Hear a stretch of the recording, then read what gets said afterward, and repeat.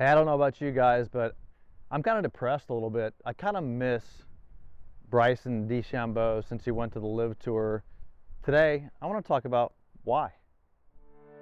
So there's no better feeling knowing that when you wake up in the morning to go play golf, so that you're going to play well. There's no better feeling of hitting good golf shots down the fairway. Years ago, I was frustrated because I lost that. I was confused, I was frustrated, and then I met Mo Norman and learned the single plane swing. And so now I wake up every day and I know I'm going to hit it well, I know I'm going to play well, I know I'm going to have fun.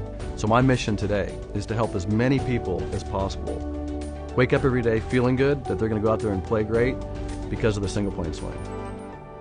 Hey, welcome to the channel today. You know, I don't necessarily have an opinion about the Live Tour versus the PGA. At the end of the day, I love watching great golf, and I love watching great players, and I love the drama behind the sport, just like we watch the Masters and John Rahm. And I don't care who's playing the game.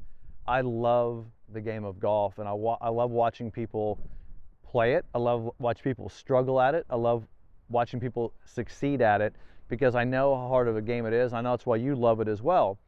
And we've seen the Live thing kind of take its own life of its own, and now Bryson DeChambeau, who was one of the guys I used to love to watch and follow.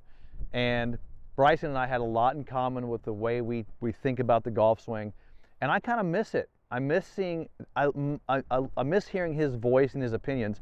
And I know he had some radical approaches to this thing, and I know there's a lot of things he did, and some people like him, some people don't like him.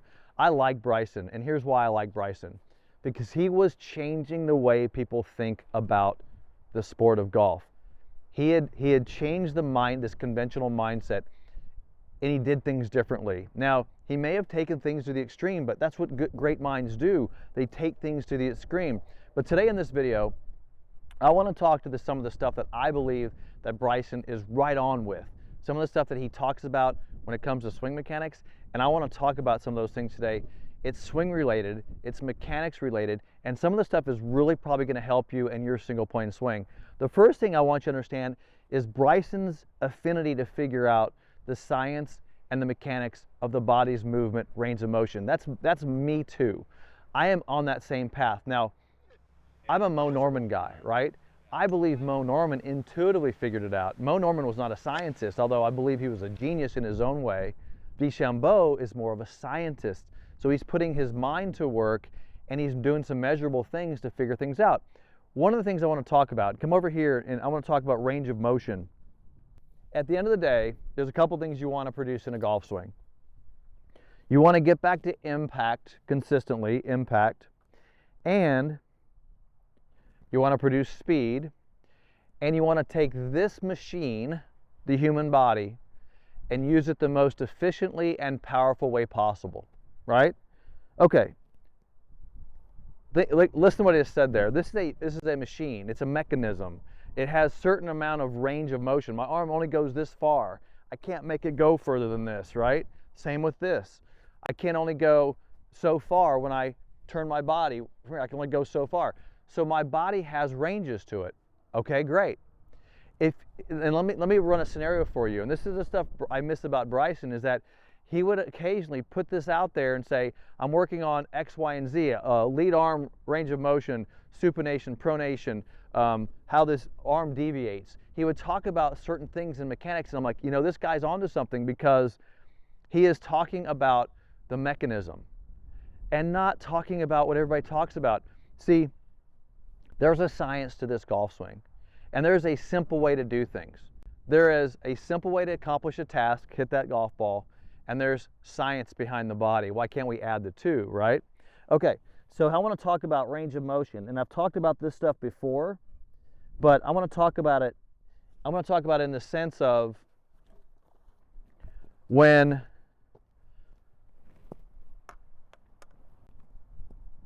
according to Bryson and all the stuff he has, when you get to listen to him, because I don't get to hear him enough because he's not on the PGA Tour anymore, and they're just not getting enough publicity on the Live Tour for him to be able to have a voice, is the range of motion of how this lead arm squares the face, which I love to talk about, ulnar deviating the lead hand and creating this ability to square the face. I want to talk about that because many of you tell me, well, I can't square the face, or you're slicing the golf ball. And I'm not even going to talk about the trail hand right now. I'm going to talk about just this lead arm. What is it doing? We'll talk about the lead shoulder. If your goal, which it should be, is to square the face of this driver or any club in your bag consistently in impact, we have to get this lead arm to act correctly. It's a mechanism, right? Watch what I do here. If I stand straight up and I look at you, so I have no, this is called side bend. This is side bend of the body or side tilt. If I have no side tilt of the body and I stand straight up, I want you to take your arm and I want you to go into its full range of motion. This means shoulder. Put your arm in front of you. Make sure the shoulder's in front. And then rotate your arm, and I got about that much range. All right? Makes sense, right? Okay.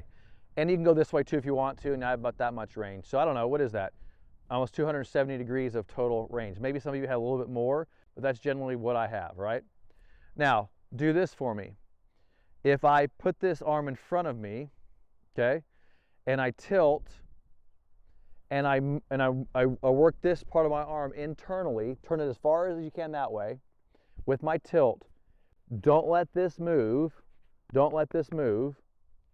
and only move your forearm. Rotate it, and look what happens. I can only go that far. Okay, wait a minute, what just happened? If I let this arm move, I can go that far. But if I only let this part move, I can go that far. That means if I keep this part still, if this upper part stays internally rotated, this can only go so far. Dude, this is a big secret. Watch this. So, side bend produces internal rotation of the arm. Notice how when I'm side bent and rotated, this shoulder goes up, arms in front of me, I only have external rotation of the forearm. See that? So internal rotation of the arm maintained only produces that square of a face. So watch this. So when I come down in a golf swing, left arm is coming down. Notice how the tilt and the isolation of the shoulder produce an isolation, internal rotation of that to only square the face. That makes sense? Now, probably the best way to demonstrate this is to say, well, how do you screw that up, right? How do you screw this up? Well, you come out of your bend. So you come here and you come out of your side bend. Okay, now see what happened is this arm comes out of its internal rotation, and now this arm can do this versus this. So the goal is, and this is what you see in all good ball strikers, is you see internal rotation of the upper arm, shoulder, maintain the internal rotation. You're maintaining internal rotation. Mo would demonstrate this all the time, this position here. He's demonstrating internal rotation. And then, as you get in here, you just basically extend this arm and move this externally. Let me go that in slow motion. Lead arm perspective. Internal rotation. Side bend. Staying internal rotation. This arm starts extending. Forearm, external rotation. Square face. Now you can't see any of that. Watch, I'll do this in full speed. But this is happening. Now, lower body matters because I tilt, rotate, stay side bent, rotate, and get here.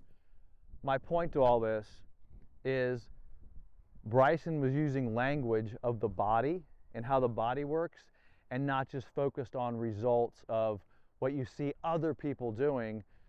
Bryson's onto something. I hope we see him more. Go Live Tour as far as getting some publicity. I want to see him play some more, but he's changing the game. I appreciate that. Thanks for joining me. Give me a thumbs up, click the bell icon.